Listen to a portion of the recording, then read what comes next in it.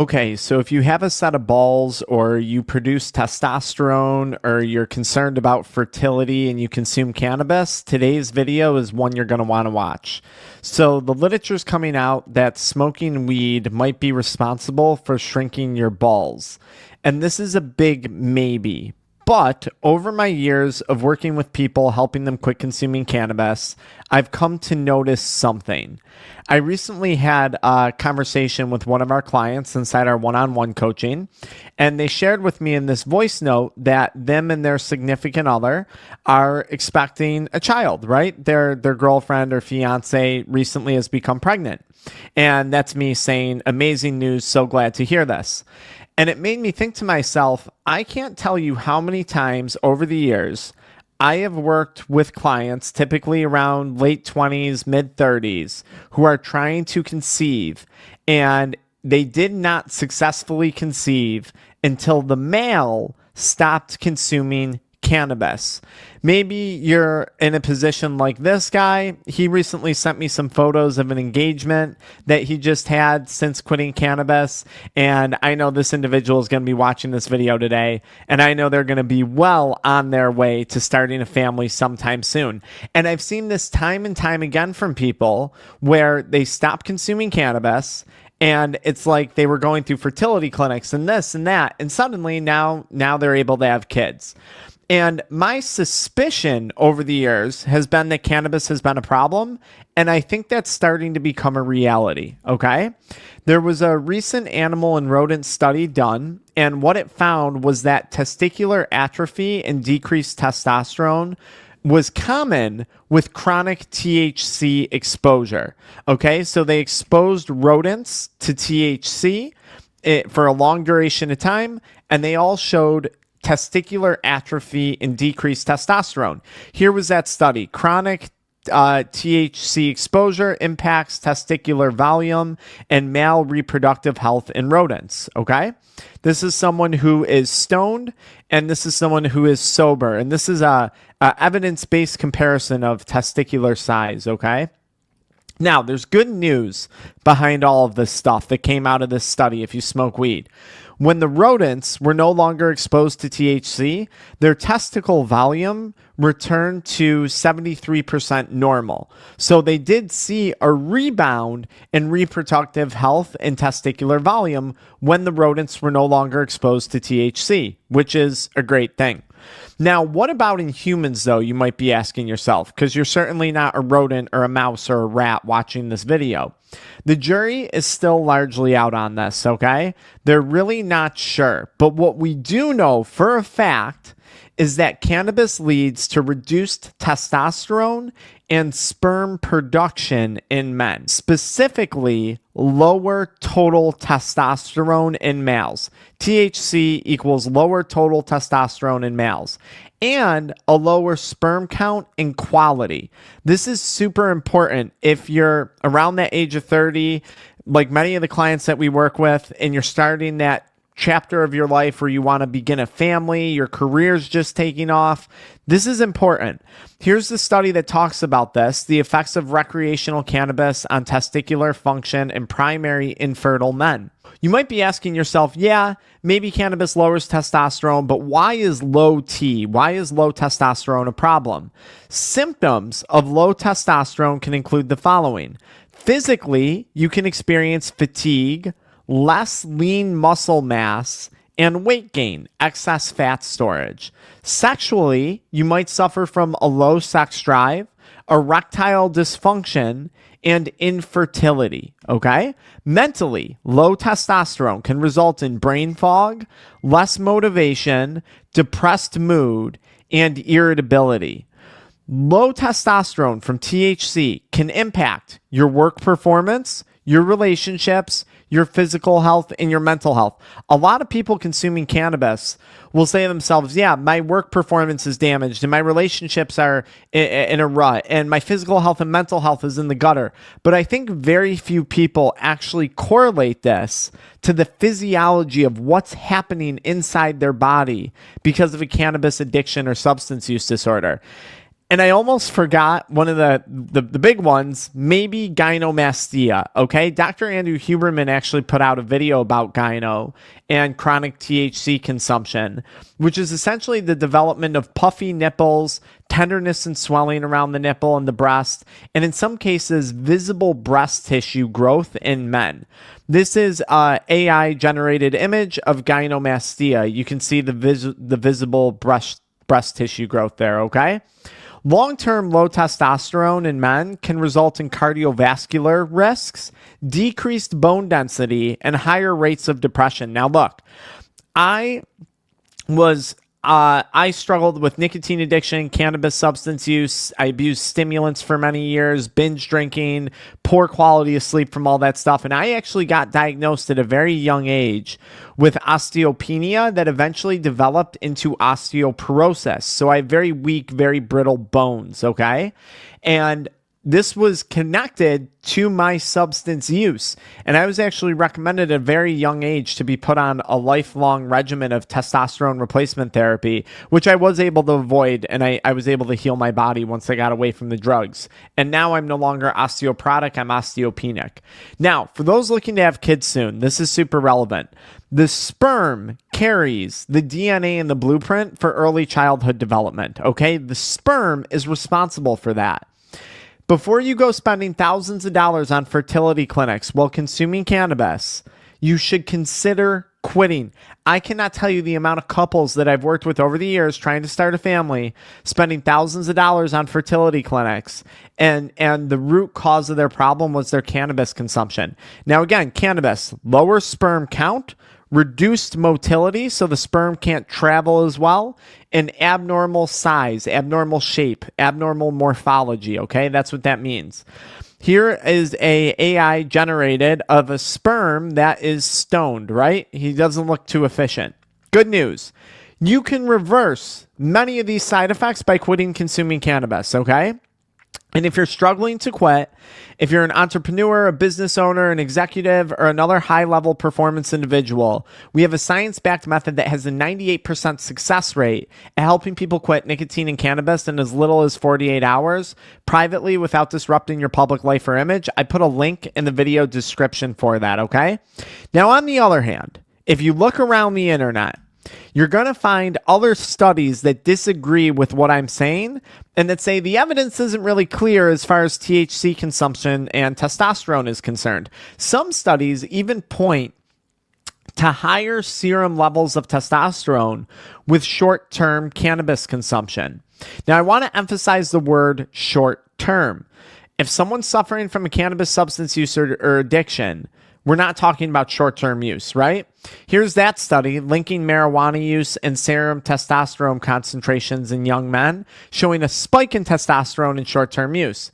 But that's only with short-term usage. I can't emphasize that enough. The story changes when we're talking about chronic usage. So now what do we do with all this information? Now that we got some conflicting points of views, and how do we fix all this? We have to start by focusing on you and what we know about you and your consumption of THC, because I only care about you. For a majority of people who consume THC chronically, they're going to experience sleep disruption and sleep dysregulation. Smoking weed disrupts deep sleep, REM sleep, dream sleep. If you smoke a lot of weed, just like I used to, there's a good chance that you don't dream anymore, okay? Up to 70% of your testosterone production happens during deep sleep. Deep sleep in this cycle of testosterone production is where your brain and body is healing, recovering, and restoring. Cannabis can deprive you of that deep sleep.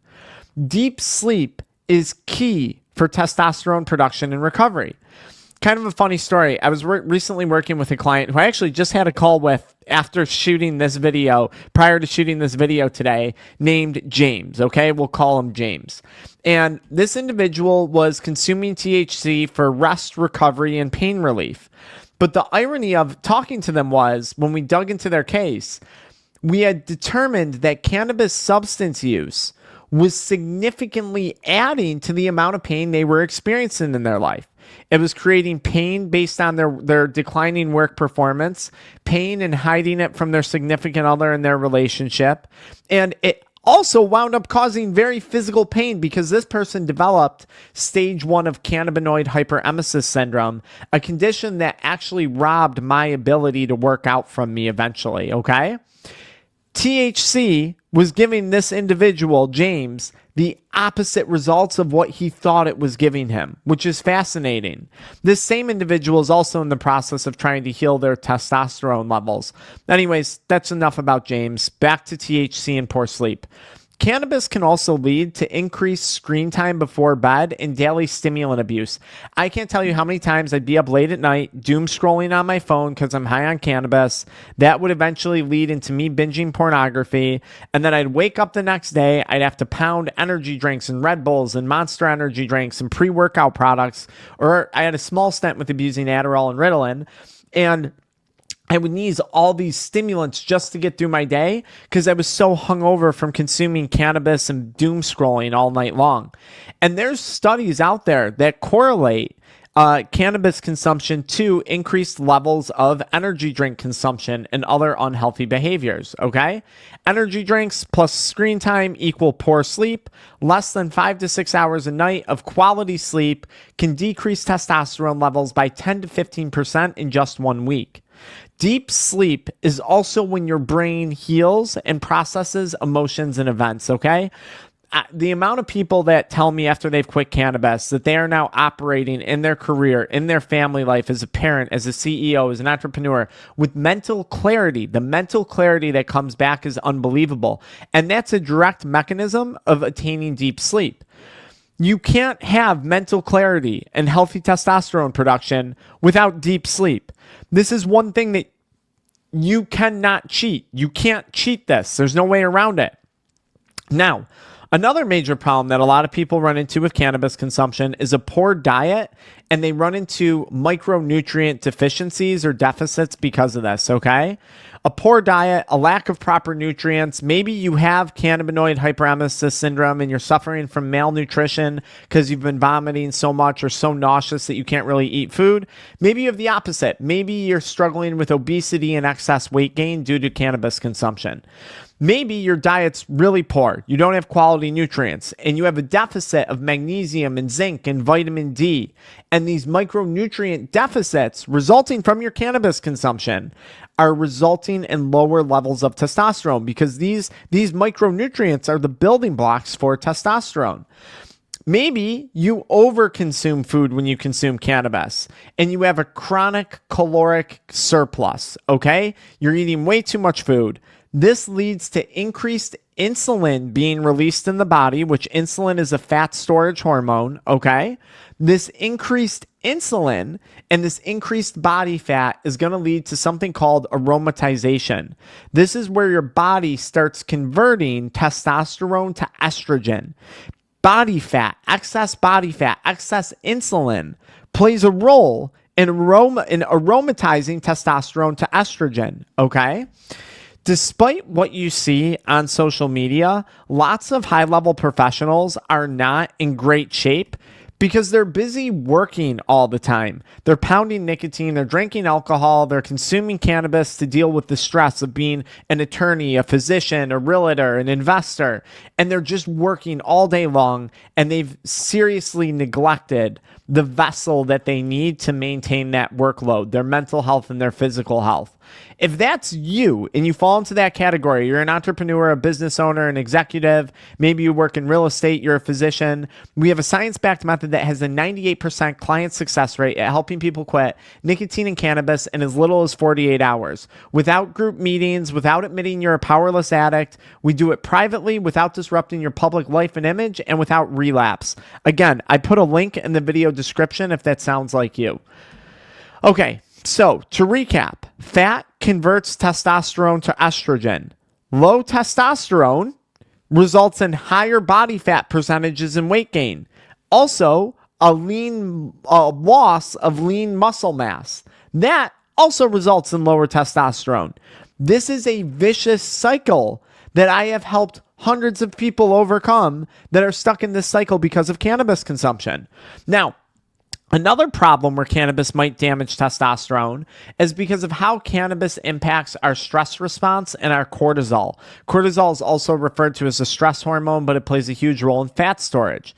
Cannabis dysregulates a person's stress response. Okay, when you consume cannabis in excess, it creates dysregulation within the endocannabinoid system, and this can lead to having a decreased stress tolerance, a very poor or low level tolerance for stress. Cannabis addiction in and of itself can result in significant stress. If your cannabis addiction is negatively impacting your relationships, your work and career performance, your finances, your physical health, and your mental health, that is stressful. Just the act of saying, should I quit? Should I not quit? Oh, I broke that promise to myself again and again and again, is stressful. This is going to lead to increased levels of cortisol. Remember, cannabis also disrupts sleep. And sleep, deep sleep, is how you process stress. REM sleep is where your brain makes sense of all the positive and negative events that you've experienced throughout the day. Stress, chronic stress, increases cortisol. Elevated cortisol competes with testosterone and it decreases testosterone levels. Elevated cortisol also leads to excess fat storage, which then in turn, that excess fat is going to aromatize testosterone to estrogen and kill your testosterone levels. Quitting cannabis literally can increase your stress tolerance. And this is super important. If you're a surgeon, you're a lawyer, you run a bunch of financial firms, whatever it is, you need to have a high stress tolerance. You're a stay-at-home parent and you're taking care of 4, 5, 6 kids, 3 kids. You need to have a healthy stress tolerance because that stress isn't going anywhere and cannabis isn't helping. Now, a lot of people who consume cannabis also struggle with polysubstance use. This was certainly me. I struggled with addiction to nicotine, THC, energy drinks, stimulants, binge drinking, and adult media content, right? I very much had a polysubstance use disorder, and cannabis was at the core of it. Many who consume cannabis also use other drugs. This is just the reality. Nicotine, alcohol, pornography, stimulants. These are things that we commonly see people struggling with in our protocols, and they don't know where to start. They don't know what's at the root cause of the problem. They don't know if they should go cold turkey on all of them or try and work on one at a time. And it really varies person to person depending on their unique circumstances.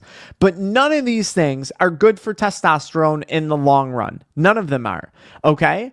And yes, I'm familiar with the studies about nicotine raising testosterone, but again, that's in short-term dosages, short-term bursts of exposure.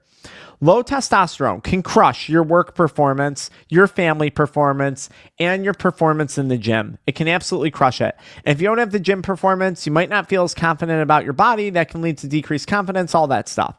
Low testosterone can result in relationship problems and intimacy issues. If you're getting erectile dysfunction from having low testosterone, that can cause relationship problems and problems with intimacy, okay? Maybe you're just stoned on your phone at night while your significant other is looking to garnish some of your attention, while your kids are looking for your attention, right?